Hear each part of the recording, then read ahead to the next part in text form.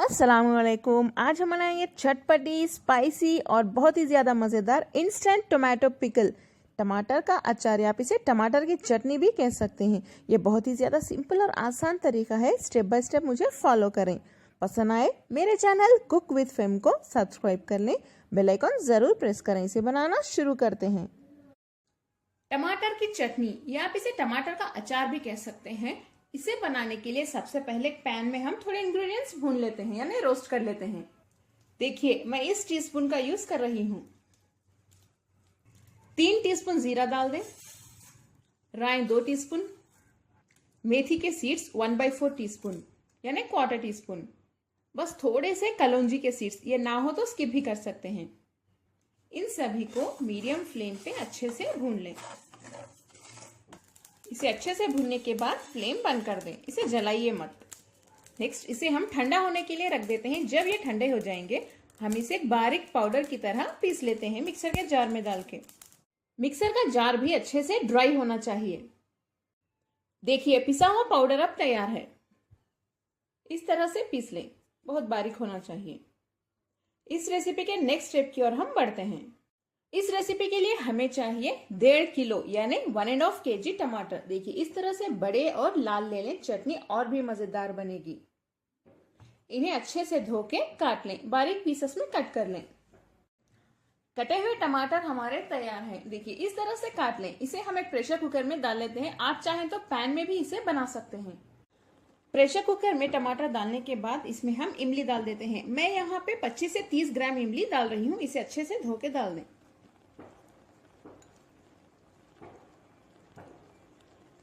अगर आपको ज्यादा खट्टा नहीं पसंद तो इमली की क्वांटिटी कम भी कर सकते हैं या ज्यादा भी कर सकते हैं अगर खट्टा पसंद हो तो।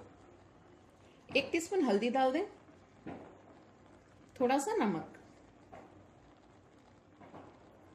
इसमें नमक ज्यादा ही लगता है। इसे धीरे से मिक्स कर लें। देखिए टमाटर हमारे अभी से सॉफ्ट हो रहे हैं। थोड़ी देर इसे हाई फ्लेम पे पका लेते हैं। क्योंकि ये टमाटर का अचार है, ये खट्टा ही अच्छा लगता है बहुत। आप चाहें तो इसके ऊपर लिड बंद करके विजिल यानी सीटी लगा के भी पका सकते हैं या ऐसे ही लो फ्लेम पे लिड बंद करके भी पका सकते हैं। लेकिन टमाटर बहुत अच्छे से सॉफ्ट हो जाने चाहिए और इसका जो पानी है वो भी अच्छे से ड्राई हो जाने चाहिए। ये पानी अच्छे से ड्राई होने तक हम इसे ऐसे ही पकाते रहेंगे। थोड़ी देर फ्लेम को हाई पे रखिए और थोड़ी देर लो पे भी रख सकते हैं।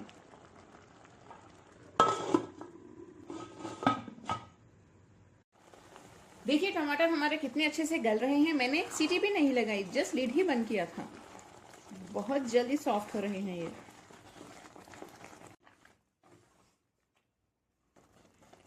इसे अब हम थोड़ा सा मैश कर लेते हैं एक मैशर की मदद से।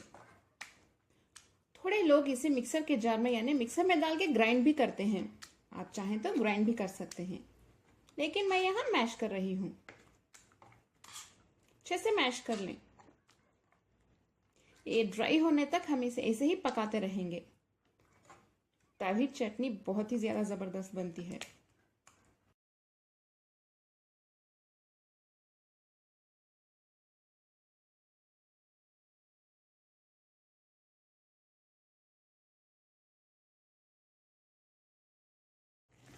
इस तरह से टमाटर ड्राई हो जाने चाहिए। आप देख सकते हैं, देखिए ये नीचे से पकड़ रहे हैं। इसका मतलब ये है कि इनका पानी पूरे ड्राई हो गया है।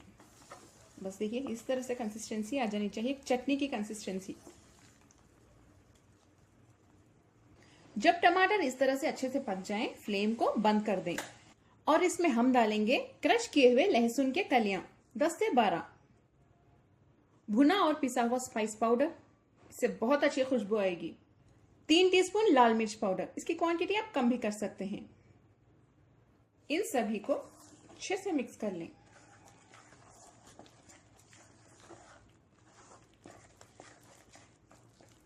इस तरह से मिक्स करने के बाद आप थोड़ा सा नमक चाख लें, कम ही लगेगा। थोड़ा सा डाल रही हूं क्योंकि ये अचार है, नमक ज्यादा लगता है। इसे अच्छे से मिक्स करने के बाद हम इसकी टेम्परिंग की यानी तड़के की तैयारी शुरू कर लेते हैं। टेम्परिंग के लिए हमें चाहिए 1 कप तेल। देखिए ये बाउल भर के डाल रही हूं मैं, क्योंकि ये अचार है तेल ज्यादा लगेगा। तेल ज्यादा डालने से ही ये अचार बहुत दिन तक अच्छा रहेगा, खराब नहीं होगा। रेफ्रिजरेटर में इसे आप रख के 2 या 3 महीने तक खा सकते हैं और बाहर ये 1 वीक तक अच्छा रहेगा। आपको इतना तेल नहीं चाहिए तो क्वांटिटी रिड्यूस भी कर सकते हैं। तेल गरम हो चुका है, इसमें डालिए आधा टीस्पून जीरा, आधा टीस्पून राई और 4 लाल सूखी मिर्च। लो फ्लेम पे हल्का सा सौटे कर लें। आखिर में इसमें डालिए थोड़ा सा करी पत्ता यानी करेपाक। फ्लेम बंद कर दें। टेम्परिंग को इस चटनी में डाल देते हैं।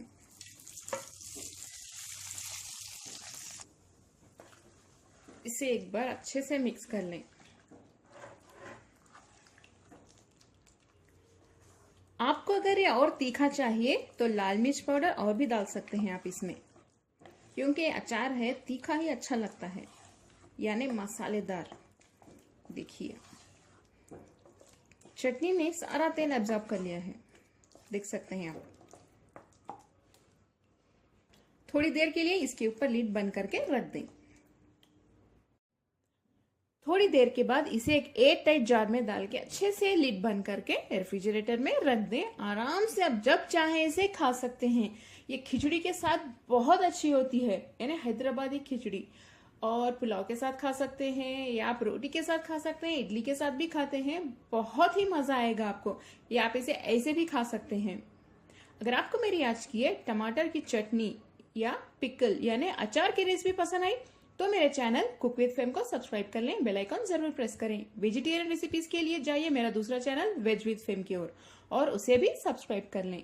इस वीडियो को लाइक करें, अपने फैमिली और फ्रेंड्स से शेयर भी करें, कमेंट करना ना भूलें। अस्सलाम वालेकुम।